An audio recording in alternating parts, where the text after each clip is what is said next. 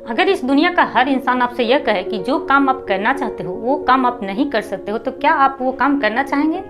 शायद नहीं। लेकिन कुछ लोग ऐसे होते हैं जो तूफानों में लड़कर आगे बढ़ जाते हैं। रूडी भी उन्हीं लोगों में से एक है। यह कहानी शुरू होती है यूएसए के जेलियट इलियंटून शहर से और वक्त होता है सन 1960। यहाँ पर कुछ बच्चे फुटबॉल खेल रहे होते हैं और यह सब भाई हैं और उन्हीं में से एक बच्चा होता है जिसका नाम होता है रूडी।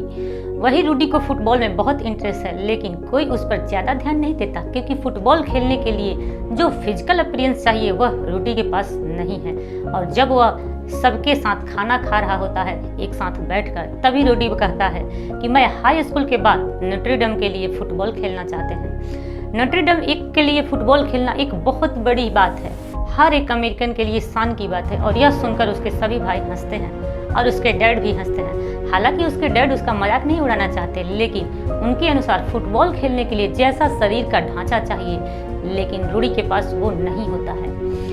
लेकिन रूडी को फुटबॉल में बहुत इंटरेस्ट होता है। वह हमेशा फुटबॉल के बारे में सोचते रहता है। वह फुटबॉल की हर एक गेंद को देखता है। धीरे धीरे वक्त बीतता है और जब रूडी हाई स्कूल में है और जब वो अपनी क्लास में बैठा होता है तो अपने सपनों में खोया होता है। और यह देखकर उसका टीचर कहता है कि जो डेट रिमर्सर होते हैं वो सपनों में अपनी दुनिया में ए ग्रेड लेकर आते हैं, लेकिन असल जिंदगी में उनका कोई ग्रेड नहीं होता।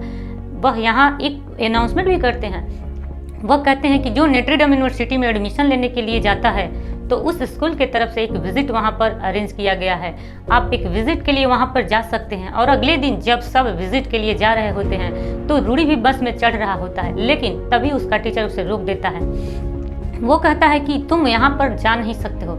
रूडी कहता है कि मैं नोट्रे डेम यूनिवर्सिटी में विजिट करना चाहता हूँ। उसका टीचर कहता है कि तुम्हारा सरकारी कॉलेज के लिए भी ग्रेड पूरे नहीं है, नोट्रे डेम में तो बहुत बड़ी बात है।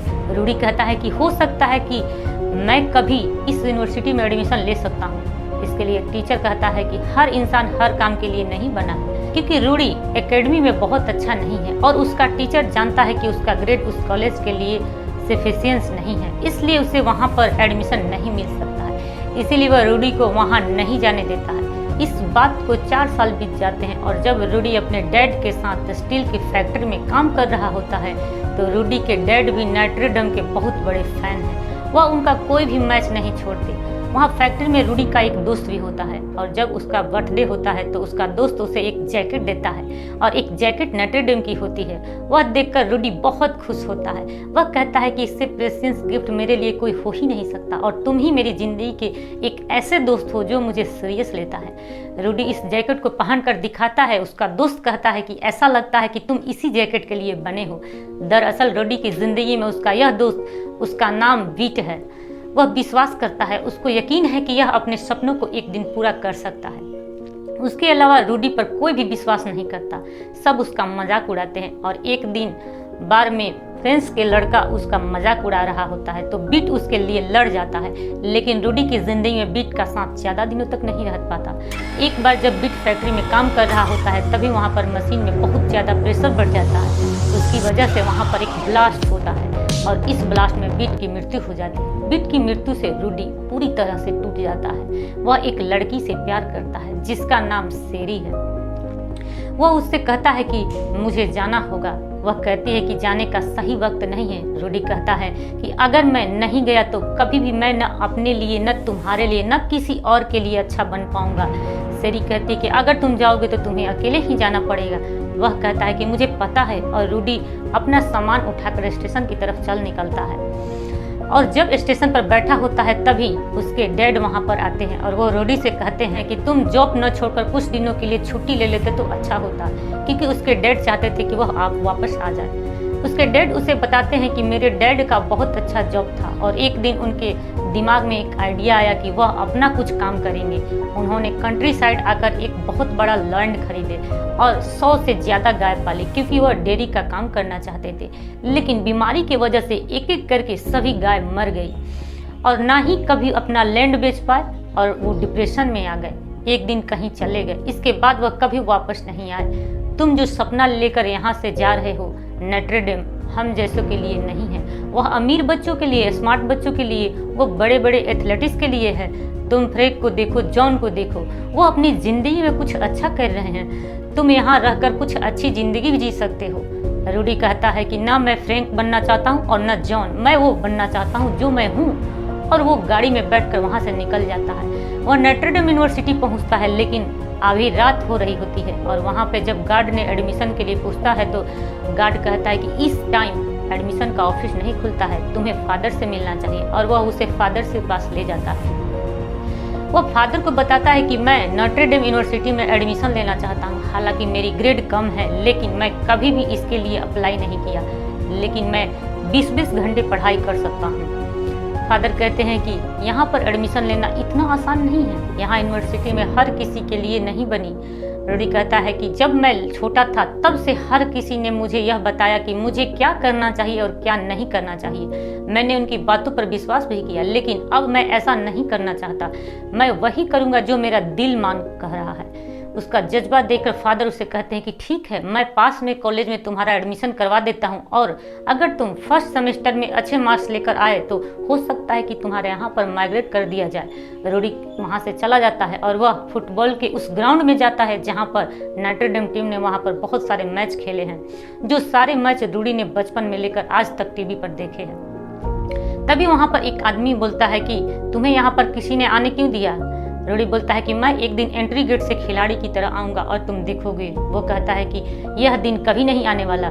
रूडी वहाँ से चला जाता है। उसका एडमिशन जिस कॉलेज में हुआ है उस कॉलेज का नाम हेली क्रॉस कॉलेज है। रूडी बहुत मेहनत कर रहा होता है, लेकिन रूडी के डिस्कलेस का प्रॉब्लम है, इसलिए उसके पढ़ाई में प्रॉब्लम होती है। यही क्लास में एक टीचर का असिस्टेंट होता है जिसका नाम होता है डिब्बो। डिब्बो रूडी के पास जाता है और उसे कहता है कि मैं तुम्हारी पढ़ाई में हेल्प करूंगा, लेकिन बदले में तुम्हें इस कॉलेज की लड़कियों से मेरी दोस्ती करवानी होगी। रूडी की बात के लिए मान जाता है और डिब्बो से पढ़ाई के हेल्प करना शुरू कर देता है, और साथ ही साथ रूडी उसके लिए लड़कियों से बात करता भी है। अब रूडी नोट्रे-डेम के ग्राउंड में जाता है जहाँ पर नोट्रे-डेम फुटबॉल टीम प्रैक्टिस करती है, और वह भी वहाँ पर प्रैक्टिस करना चाहता है, लेकिन वह नोट्रे-डेम यूनिवर्सिटी का स्टूडेंट नहीं है, इसलिए उसे अनाउंस नहीं है वहाँ जाने की। यहाँ पर काम करने वाला जो आदमी होता है, रूडी उसके पास जाता है और वो कहता है कि मैं फ्री में तुम्हारा काम कर दूंगा, बस मुझे अपने साथ काम करने दो ताकि मैं इस ग्राउंड को अच्छे से समझ सकूं। वो कहता है कि ठीक है, तुम यहाँ पर काम कर सकते हो, लेकिन तुम्हें बहुत कम पैसे मिलेंगे। और अब रूडी वहाँ पर काम करना शुरू कर देता है। वो अपनी पढ़ाई पर पूरी ध्यान दे रहा होता है और साथ ही साथ डिबब के लिए लड़कियों से बात भी कर रहा होता है, लेकिन रूडी के पास रहने के लिए कोई भी जगह नहीं होता है। इसलिए जब कॉलेज में से सारे बच्चे चले जाते हैं तब वो चुपचाप खिड़कियों से अंदर चला जाता है, और उसी तरह से वह अपना दिन इस शहर में बिता रहा होता है। अब एक दिन नोट्रे-डेम टीम का मैच हो रहा होता है, लेकिन रूडी के पास इतने पैसे नहीं होते कि वह टिकट खरीद सकता है। हालांकि वह कई लोगों से रिक्वेस्ट करता है, लेकिन कोई भी उसकी मदद नहीं कर पाता है। रूडी चाहता था कि वह अंदर जाकर मैच देखे, लेकिन उसकी यह इच्छा पूरी नहीं होती और वो वहाँ से चुपचाप चला जाता है। रूडी अपनी पढ़ाई पर पूरा ध्यान दे रहा होता है, वह पूरी मेहनत कर रहा होता है, लेकिन फिर भी उसका ए ग्रेड नहीं आता है, उसका बी ग्रेड आता है। और फादर कहते हैं कि हमारा कुछ रूल्स है, जब तक तुम्हारा ए ग्रेड नहीं आता तब तक हम तुम्हें इस कॉलेज में एडमिशन नहीं दे सकते हैं। अब क्रिसमस का दिन आता है और रूडी अपने घर पर जाता है। उसके पिता उसके ग्रेड देखकर बहुत खुश होते हैं, उसे शाबाशी देते हैं, लेकिन जब वह कहता है कि मैं फुटबॉल टीम में शामिल होऊंगा तो रूडी का भाई उसका मजाक उड़ाता है। वह कहता है कि तुम बी ग्रेड के लिए हो, इसका मतलब ये नहीं कि तुम जीनियस हो गए हो, तुम वह सब कुछ भूल जाओ। तभी यहाँ पर रूडी का एक भाई आता है जिसके साथ सेरी यानी कि रूडी की गर्लफ्रेंड होती है, यानी कि रूडी की गर्लफ्रेंड उसके भाई के साथ रिलेशनशिप में है। यह सब देखकर रूडी को बिल्कुल भी अच्छा नहीं लगता और वह उसी वक्त वापस चला जाता है। रूडी अब किसी भी कीमत पर ए ग्रेड लेना चाहता है, इसलिए वह दिन रात पढ़ाई करता है और साथ ही साथ वह फुटबॉल का भी प्रैक्टिस करता है। लेकिन पूरी मेहनत करने के बाद भी सेकंड सेमेस्टर में भी उसे ए ग्रेड नहीं मिलता। इससे उसे बुरा लगता है, लेकिन वह हार नहीं मानता और इस बार वह पहले से भी ज़्यादा मेहनत करता है। और जब रिजल्ट आता है तो वह देखता है कि उसे इस बार भी ए ग्रेड नहीं मिला। वह पूरी तरह से हताश हो चुका है, क्योंकि अगर उसे इस सेमेस्टर में ए ग्रेड नहीं मिला तो उसका कभी भी नोट्रे-डेम यूनिवर्सिटी में एडमिशन नहीं होगा, क्योंकि वहाँ पर सीनियर बच्चों का एडमिशन नहीं होता। इस बात से रूडी पूरी तरह से हताशा हो जाता है, क्योंकि फोर्थ सेमेस्टर में भी उसे ए ग्रेड नहीं मिला तो उसकी पूरी मेहनत, बचपन का सपना सब चकनाचूर हो जाएगा। और अब रूडी का फोर्थ सेमेस्टर का भी रिजल्ट आ जाता है। वह पार्क के बेंच पर बैठकर उसे खोलता है और इस बार उसे ए ग्रेड मिल जाता है, यानी कि नॉट्रे डेम यूनिवर्सिटी में उसका एडमिशन हो जाएगा। और इसके बाद वह स्टील फैक्ट्री में जाता है, जहां पर वो 4 सालों तक काम किया था, जहां पर उसने अपने दोस्तों को खो दिया। और वह अपने डैड को एक लेटर दिखाता है, और यह लेटर नॉट्रे डेम यूनिवर्सिटी से होता है। वहां पर रूडी का एडमिशन हो गया। रूडी कहता है कि डैड मैंने कर दिखाया। उसके डैड कहता है कि हाँ तुमने तो कर दिखाया। उसके डैड बहुत खुश होते हैं और वो फ़ोन पर सबको इन्फॉर्म करते हैं कि मेरे बेटे का नॉट्रे डेम यूनिवर्सिटी में एडमिशन हो गया। यहाँ पर रूडी का वह भाई होता है जो उसे हमेशा क्रिटिसाइज कराता है, लेकिन रूडी उसे कुछ नहीं कहता। उसके पिता वहाँ पर उसे रुकने के लिए कहते हैं। रूडी कहता है कि फुटबॉल के ट्रायल शुरू होने वाला है, इसलिए मुझे जाना होगा। और रूडी वहाँ से निकल जाता है और वापस यूनिवर्सिटी आने के बाद वह नॉट्रे डेम टीम के साथ उस ग्राउंड में पहुँचता है जहाँ पर खेलने का प्रैक्टिस करने का उसका बचपन का सपना था।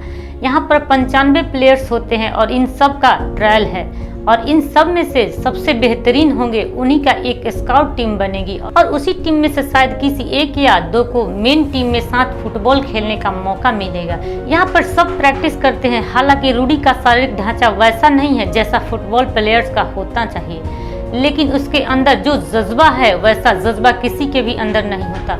वह कई बार घायल भी होता है, उसे चोट भी लगती है, लेकिन वह पीछे नहीं हटता। और 5 दिन से प्रैक्टिस पूरी होने के बाद जब उन्हें 95 प्लेयर में से एक स्काउट टीम के लिए प्लेयर्स चुनना है, तो यहाँ पर 2 कोच होते हैं। जो जूनियर कोच होता है वह नहीं चाहता है कि रूडी इस टीम में शामिल हो, लेकिन हेड कोच चाहता है कि रूडी इसमें शामिल करना चाहिए रूडी को, क्योंकि उसके अंदर जो उसने जज्बा देखा होता है ऐसा जज्बा यहाँ पर किसी के अंदर नहीं होता है। इसीलिए वह रूडी को अपने पास बुलाता है। वह कहता है कि क्या तुम इसी तरह से प्रैक्टिस अगले 5 महीने तक कर सकते हो? रूडी कहता है कि मैं कुछ भी कर सकता हूँ।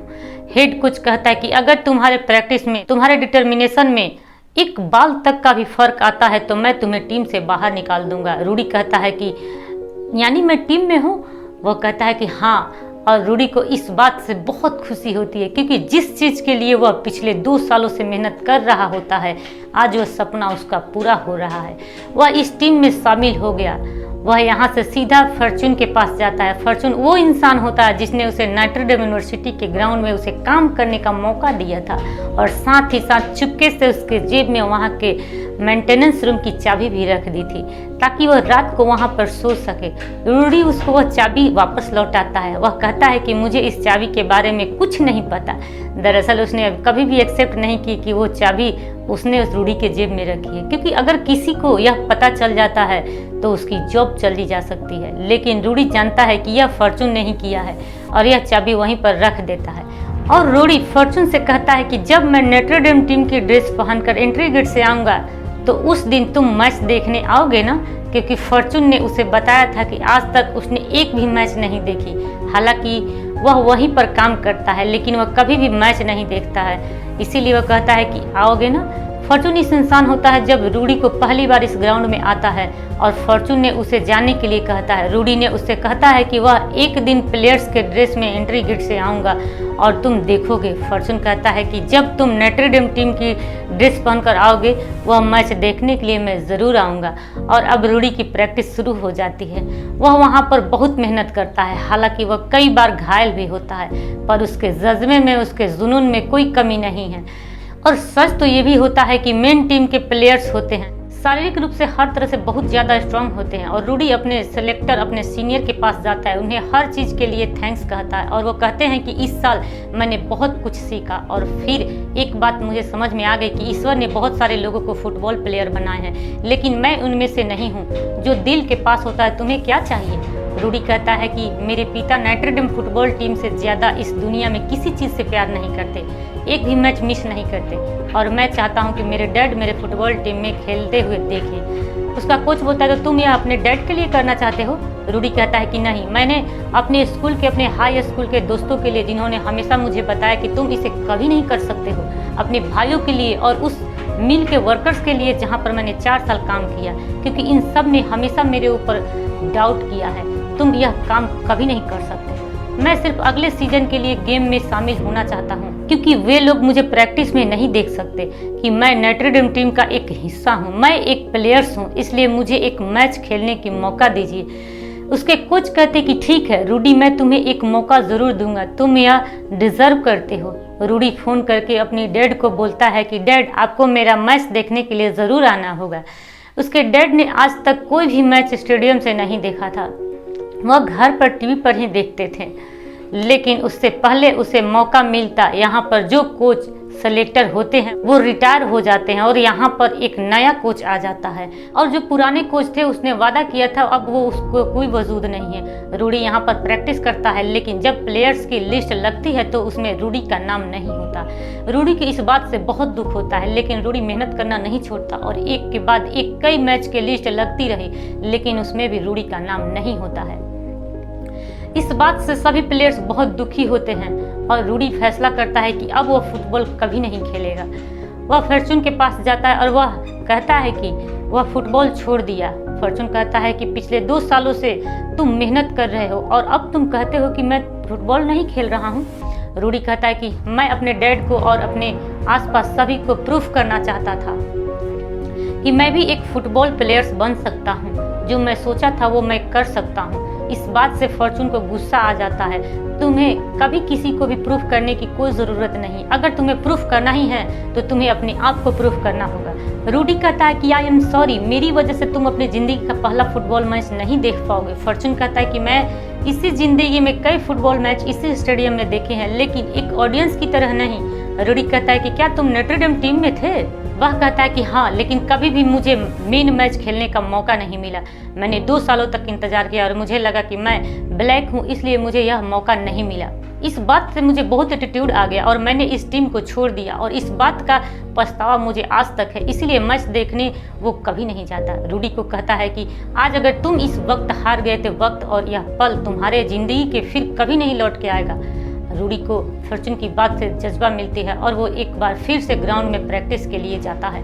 रूडी को देखकर सभी प्लेयर्स, यहाँ तक कि उसके पुराने कोच भी बहुत खुश हो जाते हैं और प्रैक्टिस के बाद सभी प्लेयर्स अपने सीनियर अपने कोच के पास जाते हैं और एक एक करके सब अपने जर्सी वापस कर देते हैं। वो कहते हैं कि हमारी जगह रूडी को इस टीम में शामिल कर दो, और जब उसके कोच को न चाहते हुए भी रूडी को टीम में शामिल करना पड़ता है। हालांकि वह अभी भी एक्स्ट्रा में है, उसे खेलने का मौका मिले या ना मिले कुछ भी पता नहीं, लेकिन रूडी का जो बचपन से सपना था वो एंट्री गेट से जर्सी पहनकर ग्राउंड में आएगा। वह अपने भाई को कॉल करता है और वो कहता है कि डैड को ज़रूर लेकर आना, क्योंकि उसके डैड भी आज तक स्टेडियम में कभी भी मैच नहीं देखे। और अब वह दिन आता है जब रूडी अपनी टीम के साथ जर्सी पहनकर ग्राउंड में आता है। वह रूडी का बचपन का वो सपना था जिससे सपने पर हर एक इंसान ने शक किया था। उसके पिता ने, उसके भाइयों ने, उसके साथ पढ़ने वाले लोगों ने और मिल पर काम करने वाले लोगों ने भी।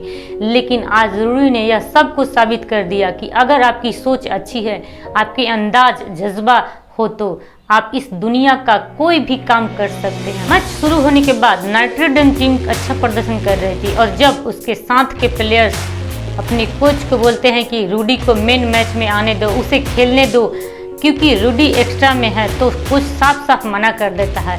यहीं पे उनका एक प्लेयर्स होता है जो ऑडियंस को बोलता है कि सब रूडी रूडी बोलो, और वहाँ पर सब रूडी रूडी करने लगता है, चिल्लाना शुरू कर देते हैं। यानी कि यहाँ एक तरह की रूडी का नाम चैनेट हो रहा है, जिसे सुनकर कमेंटेटर यहाँ तक कि खुद रूडी भी हैरान हो जाता है। उसके कोच को भी कुछ समझ में नहीं आता, लेकिन वह रूडी को मौका नहीं देना चाहता है। वह किसी भी तरह के रिस्क नहीं लेना चाहता, इसीलिए उसके साथ के प्लेयर्स अच्छा स्कोर बना रहे हैं ताकि रूडी को मैच में ला सकें। और उसी के साथ एक प्लेयर की वजह से रूडी को मैच में खेलने का मौका मिल जाता है। रूडी बहुत खुश होता है, चारों तरफ हजारों दर्शक होते हैं और यहाँ पर रूडी के डैड भी हैं जो यह देखकर बहुत खुश हो जाते हैं, क्योंकि उन्होंने अपनी पूरी ज़िंदगी में सिर्फ नोटर डेम टीम का मैच देखे हैं और आज उस टीम में उनका अपना बेटा भी है। अब दूसरे प्लेयर्स के पास बॉल होती है जिससे उसे अपने लक्ष्य पर लेकर जाना है और उनके सामने होती है नोटर डेम टीम, और जब यह टीम एक दूसरे के तरफ भागते हैं तो रूडी उस प्लेयर्स को जिसके पास बॉल होती है उसे गिरा देता है। यानी कि उनके पास जो पॉइंट लेने का एक मौका था वह रूडी के वजह से असफल हो जाता है और अब रूडी के साथ के प्लेयर्स उसे अपने कंधे पर उठाकर वहां से स्टेडियम से बाहर ले जाते हैं।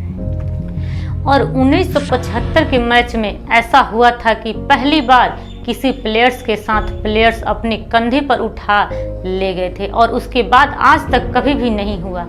एक तरह का इतिहास। हालांकि रूडी का शरीर कभी भी अमेरिकन फुटबॉल खेलने के लिए नहीं बना था, लेकिन बचपन में जो बीज अपने दिमाग अपने दिल में डाला था, आज वो बीज एक विशाल पेड़ का रूप धारण कर लिया था और इसीलिए आज भी रूडी को ये दुनिया याद करती है। तो यह थी रूडी की जीवन की सच्ची कहानी, जिसने हमें यह सिखाया कि अगर आपकी ज़िंदगी में आपके कॉन्फिडेंट हो, जज्बा हो, तो आप अपनी ज़िंदगी में किसी भी मुकाम को हासिल कर सकते हैं। तो फ्रेंड्स, ये कहानी अगर आपको अच्छा लगा हो तो आप लाइक और सब्सक्राइब और शेयर करना बिल्कुल ना भूलें। और तब तक हम मिलते हैं अगले वीडियो में। तब तक खुश रहिए, मुस्कुराइए। जय हिंद।